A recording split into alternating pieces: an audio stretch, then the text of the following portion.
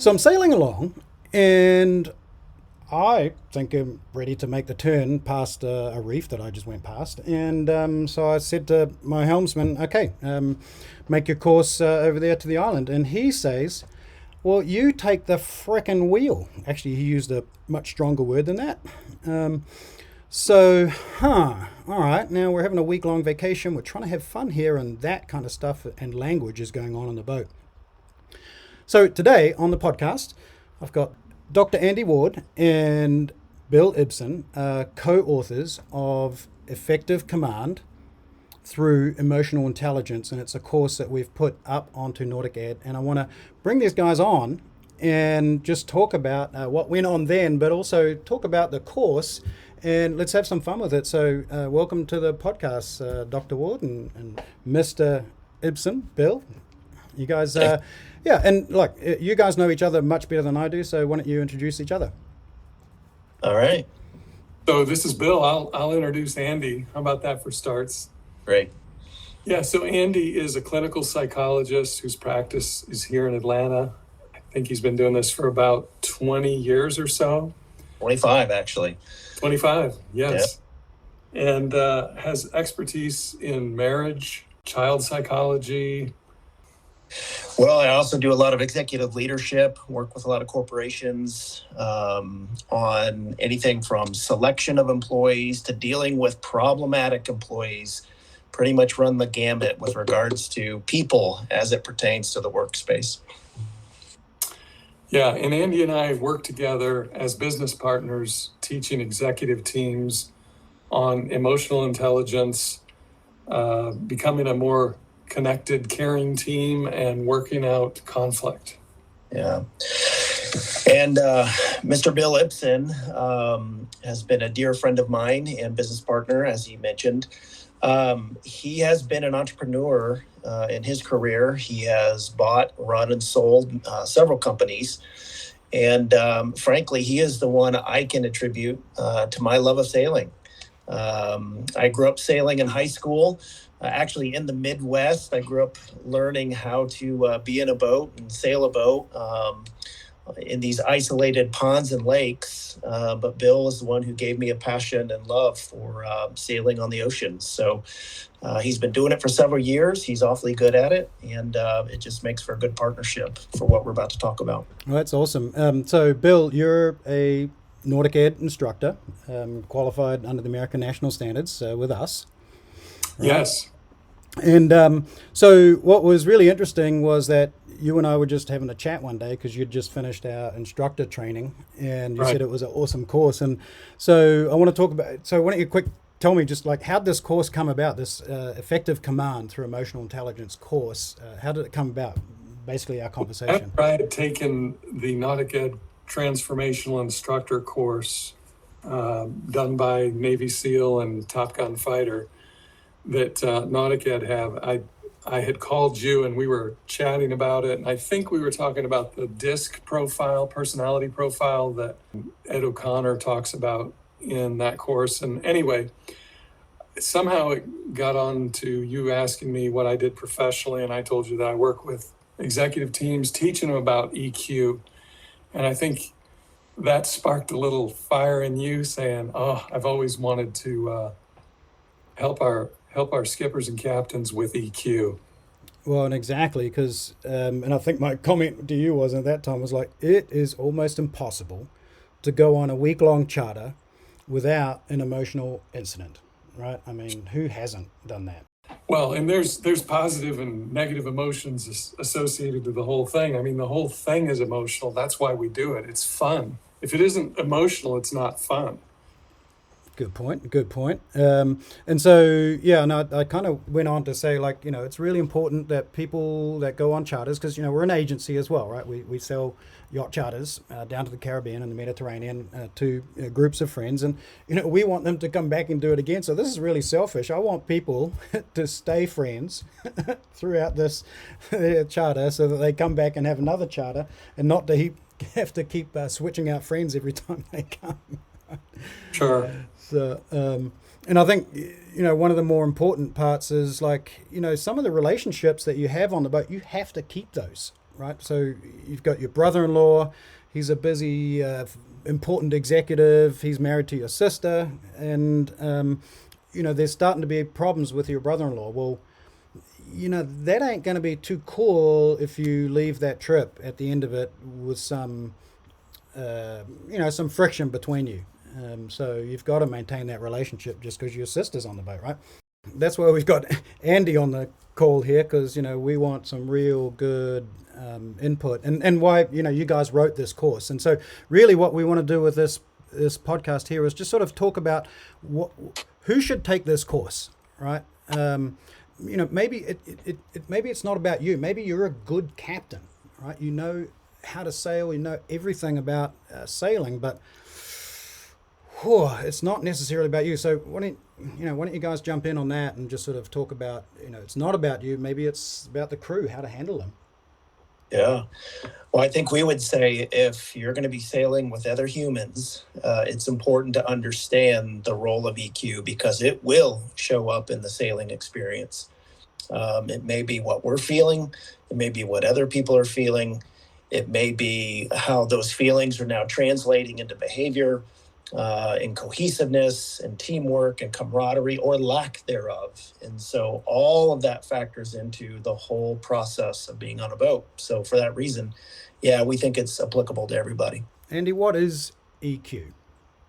Well, in its most basic sense, it is essentially the ability to understand and manage your own emotions, and the ability to understand the emotions of those around you. And with that knowledge, hopefully can come strong relationship management. It is a very, I would say in the last 25 to 30 years, it's a newer concept that's gaining a lot of traction. Frankly, there's a lot of research now that supports its efficacy, meaning that if you can get EQ right, you will see positive results in any context you're in. We know that IQ, or cognitive intelligence, is fixed, but the good news about EQ is that you can actually grow it.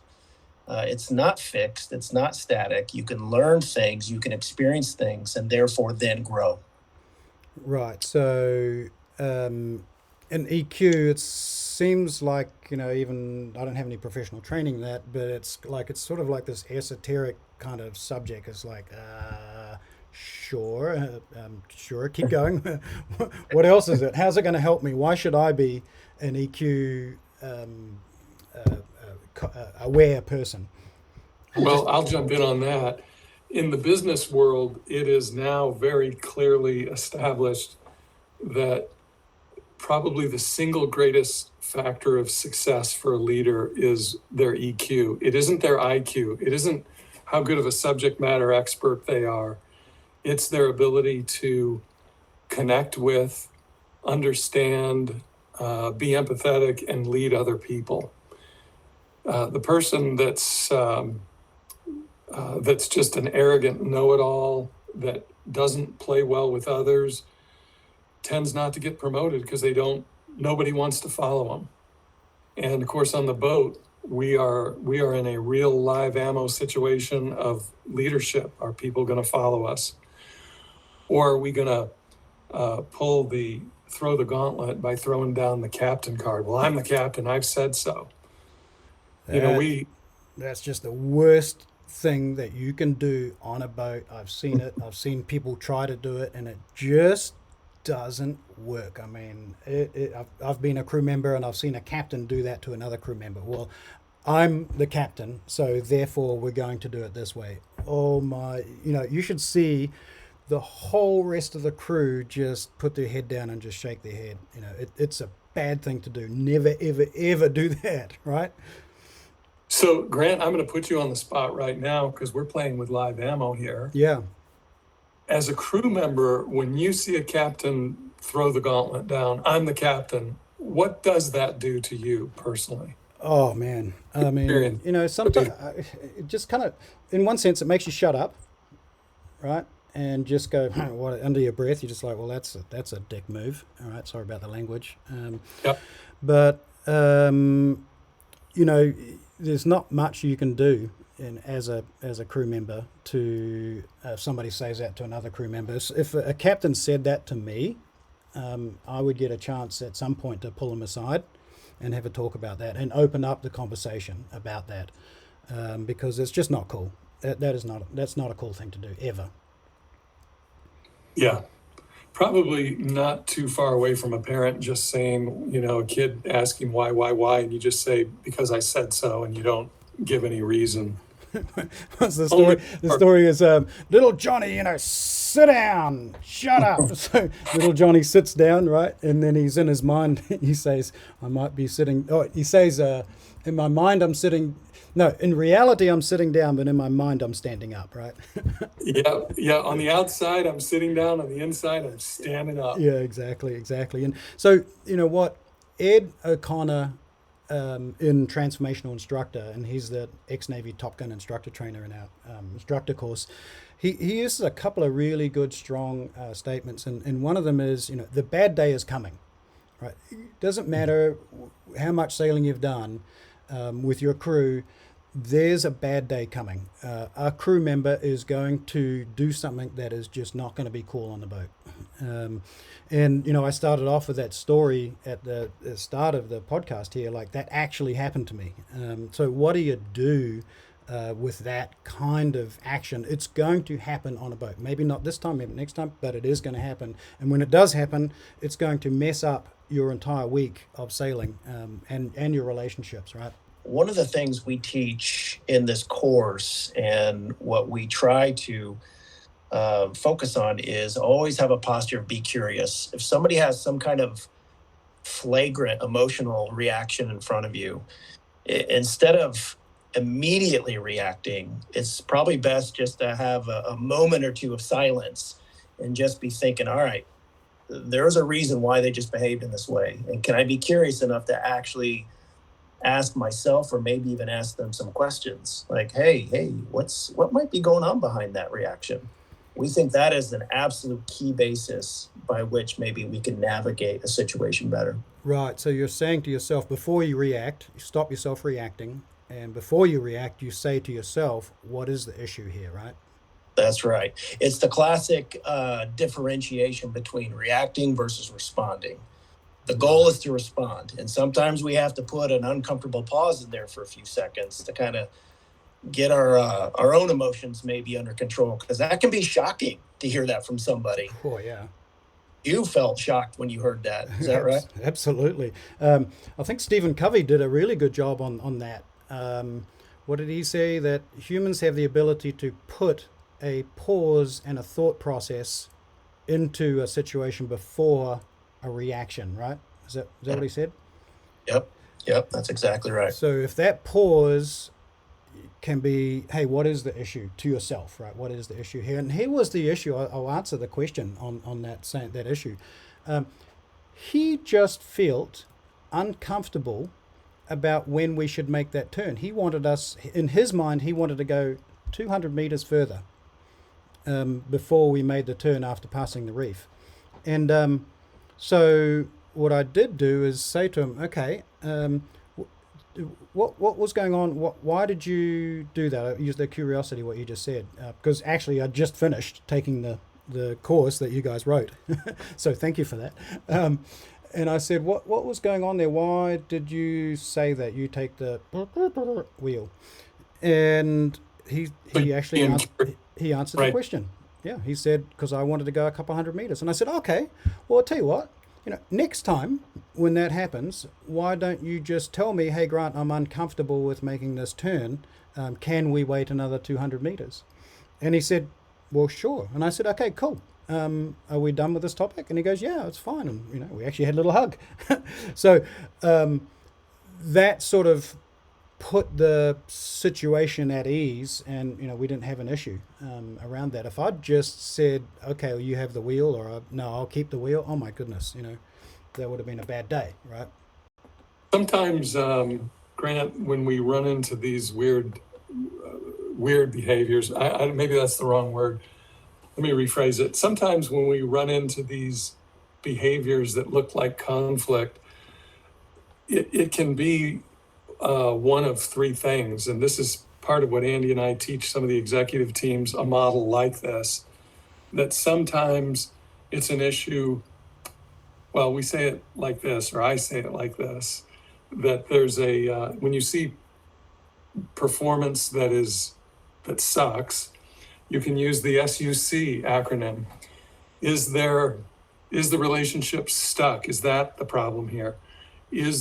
Or alternately, is there a motivation problem? Are they unmotivated? That's the U. Or C, is there a competency problem? It's not that they're unwilling, it's just they're unable because they don't know how. And so that's part of why being curious and staying out of judgment is important, so that we can assess and just ask a couple more questions. Because it sounds like your guy felt uncomfortable, so there might have been some fear there, or just not skilled to turn that quickly. And so this can be a helpful model, this SUC model, to assess underperformance and then figure out where to start to address it. Yeah, and we really ingrain that all the way through the course, right? So that's an advantage to taking this course, is you get that ingrained into you. The other part of this, Grant, in addition to being curious and staying out of judgment, is to be teachable ourselves, because there's so much to learn in sailing, and we can learn from students. Any good teacher will tell you that they learn from their students, that it's bi-directional. It isn't always one unidirectional. The other part... And when you say student, you also mean your brother-in-law, right? I do. In that case, if I'm the master of the vessel and I've got crew that I'm instructing, yeah, I would consider him a student. But the other part of this, too, I think that we want to emphasize is just the importance of respect, that no matter how intensely I'm feeling, I need to treat my crew members with respect, just as I want them to treat me with respect. Right, and that's where they're pulling the captain card out. That's disrespectful. That's beyond respect. That's not even. Yeah. Yeah, that's good. One of the other things that Ed O'Connor talks about is showing up as your most powerful version of yourself. So what he means, I believe, and you guys can always help me out on this, is that you know how to sail. You're a great sailor. You're a great navigator. You're great at everything, right? But when it comes to, you got to be great also with your crew, right? With EQ. And so showing up as your most powerful self, that includes being able to be a fantastic leader. And again, look, the way I look at it, it's not about you. Maybe you are a great leader, but what are you going to do with that crew member that's saying, well, I'm a better sailor, or even thinking it, I'm a better sailor than you. And so they start to take control and try to sort of almost elbow you out of the way. And I'm not talking about the helm, but it's like the whole leadership of the boat. And they're going to change that dynamic. And so you've got to be able to be that strong, powerful self, not in the sense of pulling the captain card, but figuring out a way to be able to maintain the fact that you are the captain, that everybody on the boat knows you're captain, but you're doing it in an extremely respectful way, in a way where, people don't even know that you just did that, right? So, you're taking advice from others. You're like, hey, that's a great idea. If you want to do it that way, it's fine with me. I'm happy with doing it that way. My job is on this boat is just to make sure we all get there safe. That's my job. But if you want to, turn a couple hundred meters later, that's fine with me. Or if you want to go that direction and sail off there and tack now, hey, you know what? I'm happy with that. That's maintaining your leadership role, respecting the other person for what they want to do. There's two things about that I want to highlight that I really like. One, it basically highlights you don't have to mirror the other person's sense of disrespect. Right. A good captain will on purpose not do that. You can stay in control, and you can just deflect even a tense situation by not mirroring. But the second thing you said, which I love, is okay, maybe you're willing to let them have their suggestion, but you make a declaration that still, here's what my job is. You may be better at this in this particular area, fine. But my job is to get there safe, and maybe even have a little fun along the way. So making that declaration in the midst of even acquiescing in a few areas, I think is really important to maintaining command. Yeah. Yeah. Yeah. In actual fact, that same crew member I'm talking about, a few days later, something else happened. I said, hey, look, we're both here to have fun. There is no other reason we're here. So, let's make sure we're having fun. And he was not very communicative about what he wanted and how he wanted to do things. So, I definitely had to be very proactive in maintaining the relationship and the communication, and helping him communicate back to me what he wanted. It's good. Yeah. One best practice that we just typically highlight with leaders is, if possible, praise in public, but confront in private. Yeah. If you do have somebody on the boat who's being a bit of a knucklehead, so to speak, it's just best to try to get them in a place where you can speak to them gently, empathetically, but also directly, in a place where, it may not be so obvious what other people are hearing in that dialogue between you two. Yeah. So here's where I want to kind of take this now, is that, this was an introduction to effective command through emotional intelligence, the course. It's a reason that you, the listener, should take this course, because I'm not pointing the finger at you. I'm pointing, four fingers at your crew members. Those crew members, you've got to be able to manage those, show up as your most powerful version of yourself. The bad day is coming. How are you going to handle your brother-in-law?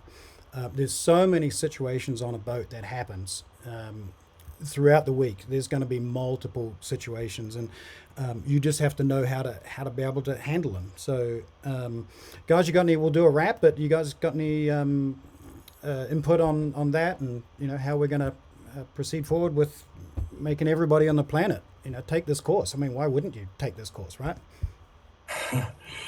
Well, the concepts have been life-changing for us. I did want to add, Grant, that if you watch any of these shows like about training your dog, often the funny thing is about training the dogs is the people bring the dog in because they think the dog's the problem. And the dog can be the problem, but many times it's not the dog, it's the owners. When we're talking about leading and taking control, the hardest thing to control, I find, on the boat is me, my emotions, and being able to self-regulate. So it's a kind of a both-and situation. Dealing with people is difficult and their stuff, but also just learning how to deal with me and being able to emotionally regulate when I get tweaked and not lash out at the guy that tells me to take the effing helm and start right back at him. So it's really a both and, I'd say. Oh, look, that's awesome, because what you guys have done in this course is you've just provided tools. I mean, how are we supposed to be born on this planet and have all the EQ tools in our bag, right? So you guys provided the tools. So what I would say, everybody, take this course, get the tools on how to do exactly what Bill's talking about there. Right. Yep. Andy, you got a wrap on it? Yeah, working with people, it can be challenging, but it can also be quite wonderful too. We can't miss that, and Good point. I think the better we can bring out the best in people, it brings out the best of the moment, and that's when we're having the most fun on the boat. Right. I'm going to leave another with one of Ed's comments as well. I think he said it like this, is like, when people get off the boat, they go, wow, what an amazing experience that was. And almost to the point they didn't know that they got led, right? It just flowed. Everything on the boat worked perfectly. And they say to themselves, that was an amazing holiday. Thanks Grant, or thanks Bill, thanks Andy for leading the boat, right? And making sure we get there safe. But wow, that was fun. I want to do that again.